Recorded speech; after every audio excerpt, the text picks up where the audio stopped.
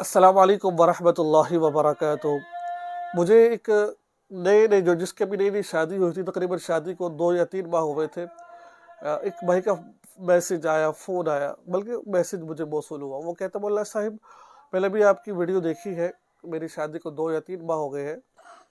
तो मैंने बीवी की रजामंदी से, यानी कि उसको राज़ी किया, राज़ी हो नहीं रही थी लेकिन उसको राज़ी किया। राज़ी कैसे हो?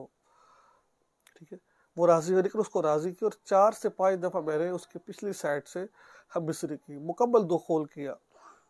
तो आपकी वीडियो देखी, वो गुनाह है। तो अब मैं सच्चे दिल से तौबा करता हूँ, आइंदा ये काम नहीं करूँगा। तो क्या हमारा निकाह बाकी है या टूट चुका है? बीवी राज़ी हो तब भी जायज़ नाजायज़ है ये काम करना। देखिए मेरे प्यारे मोहतरम भाइयों, दोस्तों और बुज़ुर्गों, और पर्दे में रहकर सुनने वाले गयूर बहनों, हमेशा याद रखें, अल्लाह रब्बुल इज़्ज़त ने जो मकाम रखा है वो अगला मकाम रखा है। अज़वाज ताल्लुक़ कायम करके जो मकाम है वो अगला मकाम है, जहाँ से आप अज़वाज ताल्लुक़ कायम कर सकते हैं, बीवी को खुश कर सकते हैं। और बीवी खुश भी अगले हिस्से से करने से होती है, पीछे से खुश नहीं होती है वो।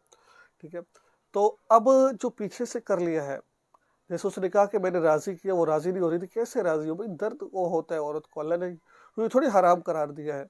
बदफेली है, गुनाह है।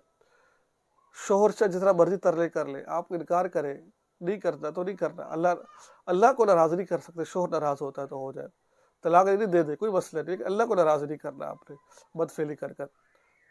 तो अगर ऐसा काम हो गया है तो आइंदा ना करने का पक्का आज़म करें, और जो कर लिया इस पर नदामत हो और तौबा इस्तग़फ़ार करें। ये हल है इसका। हो सके अल्लाह के रास्ते में सदका खैरात कर दे, इसके अलावा और कोई हल नहीं है इसका। ठीक है, तो इस वजह से इन चीज़ों का उससे गुरेज किया करें। मुझे उम्मीद है कि आपको कुछ ना कुछ सीखने को ज़रूर मिला होगा। दुआ में याद रखिए, चैनल को सब्सक्राइब कर लीजिए और इस वीडियो को आगे शेयर ज़रूर कीजिएगा। अस्सलाम वालेकुम वरहमतुल्लाहि वबरकातुहू।